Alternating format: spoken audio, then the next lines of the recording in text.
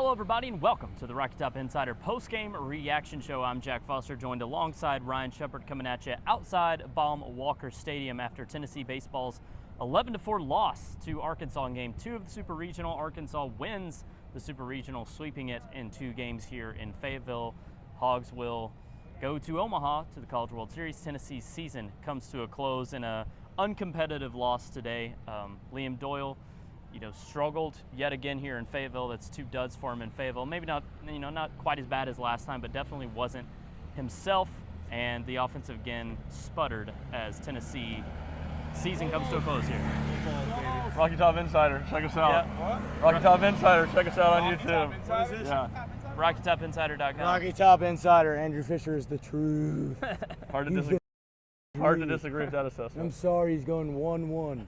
There you go. Liam Doyle might be 1-1, 1-2. Liam Doyle, Andrew Fisher, 1-1, 1-2. Thank you, sir. MLB draft expert, thank you. Thank you, sir. Thank you, sir. We got Keith Law. Yeah. We got him, bro. We got Keith Law on. Thanks for joining us, Keith. Yep. That was fun. Yeah, I don't even know. Where were we at?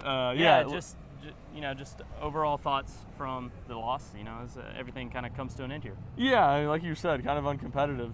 I think the 3rd inning felt really bad for Tennessee. The Charles Davalon 2-run home run that was annihilated off of Liam Doyle. And in Tennessee, really the best their offense had looked all weekend. They had 3 straight singles to open up that inning from It was Baum-Walker, Peoples, Manny, Gavin. Gavin, that's right. And then Andrew Fisher grounds into double play, scores a run, but you just felt like you needed more from him there. And, look, you don't want a double play is always bad. I think some of that's just you point to how much Tennessee depended on Andrew Fisher this season. And with some of those guys in the middle of the lineup struggling again today, you needed to capitalize there. So that 3rd inning, you only lose it if you're Tennessee 2-1. On paper, it wasn't that bad of an inning, but it felt really bad. It felt really debilitating in the moment. And then, the 4th inning's worth everything got away from Tennessee. Liam Doyle, I think a little bit of a quick hook from Tony, and a wild pitch from Krenzel, and then a hit batter, and then another fly ball that wasn't hit all that hard that gets out to left field into the Tennessee bullpen, and from there it was really over. Yeah, so Liam Doyle exits the game. Brady Krenzel comes in. Tennessee intentionally walks Charles Davalon, who's a stud. Brings up SEC Player of the Year Wahio Aloy against Krenzel, who's a true freshman. Wild pitch, scores a run, like you said, and then plunked batter. AJ comes in, gives up the grand slam. What do you think of Tennessee pulling Doyle in that spot? Yeah, I would have ridden with him. I get it. Obviously, they intentionally walked Davalon after a wild pitch. It was 1st and 2nd. There was a wild pitch to Doyle through. Yeah. They let him go 2nd, 3rd. It was mid-count for Davalon. Yeah. To walk, yeah. And so they said, all right, I do think it was 2-0 maybe. So he was certainly down in the count. And I get it. Davalon, like I said, he destroyed that baseball off of Doyle the 2nd time through the lineup. So I get it, but look, Liam Doyle's the reason you're here. I would have ridden with him. And I think it's twofold. One, I trusted him to get out of it, or at least mitigate the damage as much as possible. And 2, if Tennessee was truly going to get out of today with a win and then win tomorrow, they needed more than, 14 outs that Liam Doyle got them? They were going to need more than that. So I would have let him continue to work and try to get out of it. Less than that, right? 3 2/3?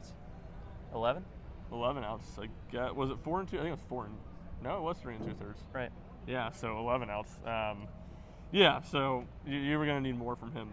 And I think that, kind of illustrated the day pretty well for Tennessee, just right in that moment where you were close to, maybe the season as a whole, close to getting out of it, and then things really kind of snowballed. Yeah, Arkansas, look, better team outplayed Tennessee this weekend. Nobody's making excuses, but it is pretty unfortunate that those 2 balls get out like they did, one being the grand slam and the other a deciding home run yesterday. Their oppo left field, it just felt like things weren't going right for Tennessee, especially when they were on the mound playing defense, and then the offense just being as bad as it was. I know Fisher and Curley had a hit again today. I think they're the only 2 regular starters to have multiple hits in this series.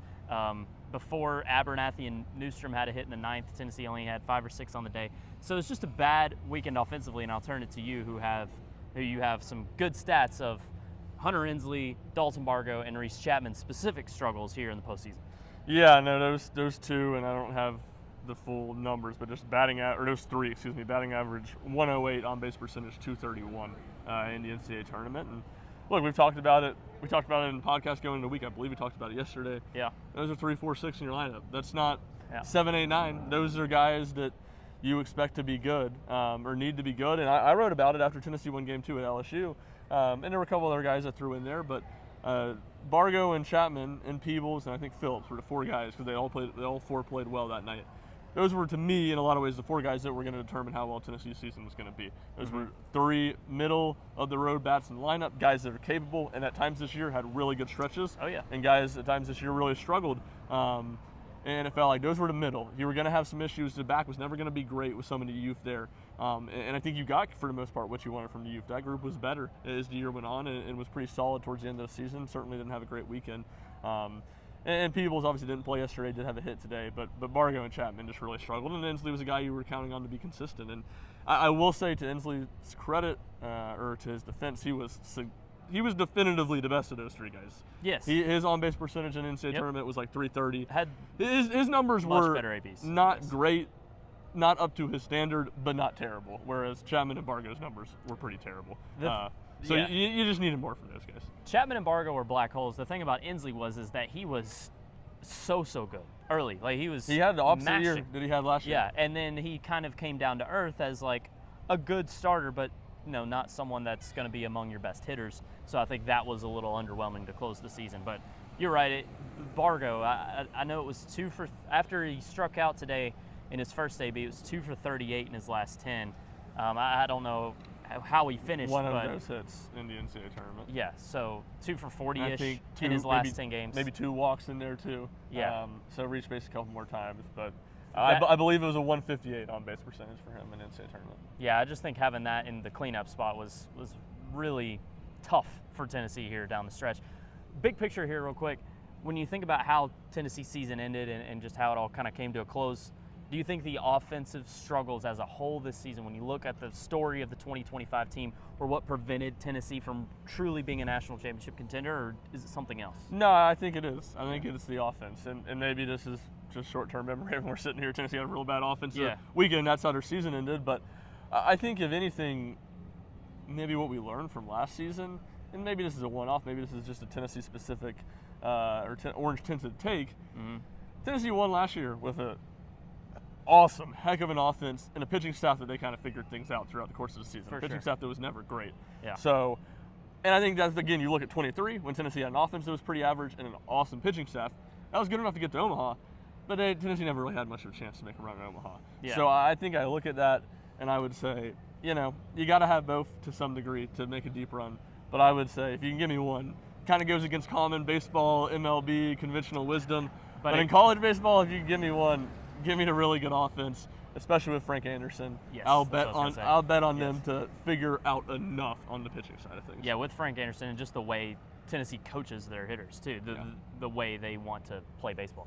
I agree. This team, I think, Omaha's going to be pretty wide open this year, more in years past. Tennessee could have won it all if they made it, but this was a flawed team. It always was, and they got hot here a little bit towards the end, but I don't think either of us are surprised to see it come to a close here in Fayetteville. No, definitely not. I think there's no doubt Arkansas is a better team than Tennessee. I don't think there's, I think it would be tough to argue that Arkansas is not the best team in the country. They're the favorites. Maybe a couple other people, LSU amongst them, would have words for that, but this is a really good Arkansas team that we talked about coming to the weekend, 1-9, really good offensively, and a little bit like Tennessee in the sense last year, where I don't think their starting pitching is really great. Right. The roots are really good, but besides that, they've pieced a lot together starting-wise. But they do have a lot of good arms and a lot of good options, a deep pitching staff, even though they maybe don't have a bunch of great starters. So, I don't think it would have been shocking to see Tennessee lose a Super in general with some of the flaws in this team, and certainly they had a really tough Super to go play at to face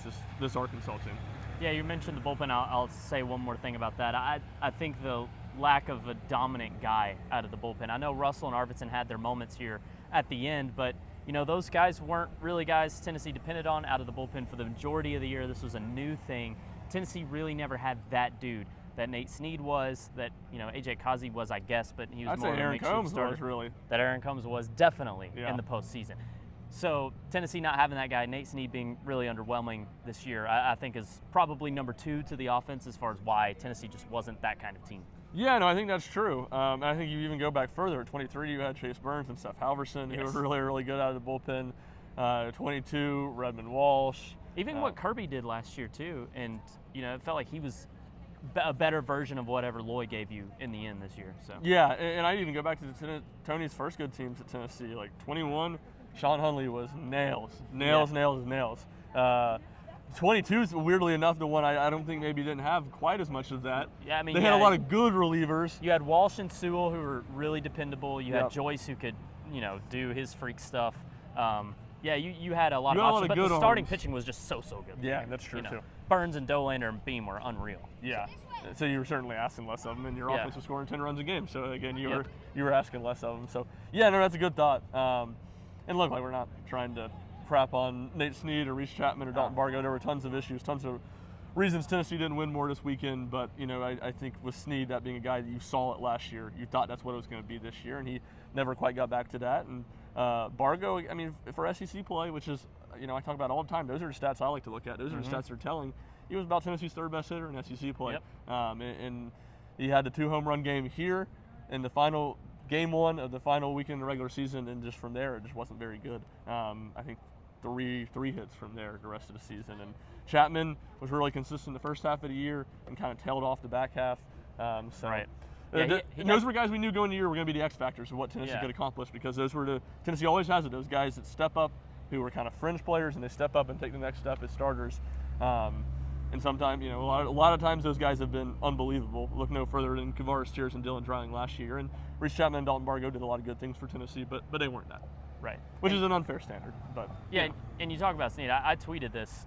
He had a bad year, but Tennessee doesn't win the Natty last year without him. So what he did in his 2 years at Tennessee is still a major positive, a major plus. He had a lot of great moments as of all. Before we wrap up here, anything else you want to say as we kind of wrap up the 25 season? We'll go more into depth on a podcast, but just for here. Yeah, no, I think I do have some in-depth thoughts on. I know people on DeBargo, Chapman, wanting those guys out of the lineup, wanting those guys moved. I have some more thoughts on that and why maybe I'm not as upset about it as others are. But no, another fun season. Appreciate everybody following along for the ride. And it says a lot about this Tennessee program that a loss in Super Regionals is a disappointing season. Right. So Yep. they've come a long way, and as Tony Vitello said on about what's next, got to go get some guys. So there'll be plenty of transfer portal stuff to watch over the next couple weeks. Has more time to do it this time around. He does. You could tell he kind of had that. He's like, man, last summer was tough because we're in Omaha for the entirety. He did say those exact words, but that's what he meant. He was in Omaha a lot, and then we had a lot of stuff we had to do after that, to celebrate the championship. Exactly. Yeah, so now it's all hands on deck. It's all attention towards that. But wrapping up things here in Fayetteville, Arkansas from Baum-Walker Stadium. Tennessee falls 11-4 as Arkansas moves on to the College World Series. For Ryan Schumpert, I'm Jack Foster. Thanks for watching.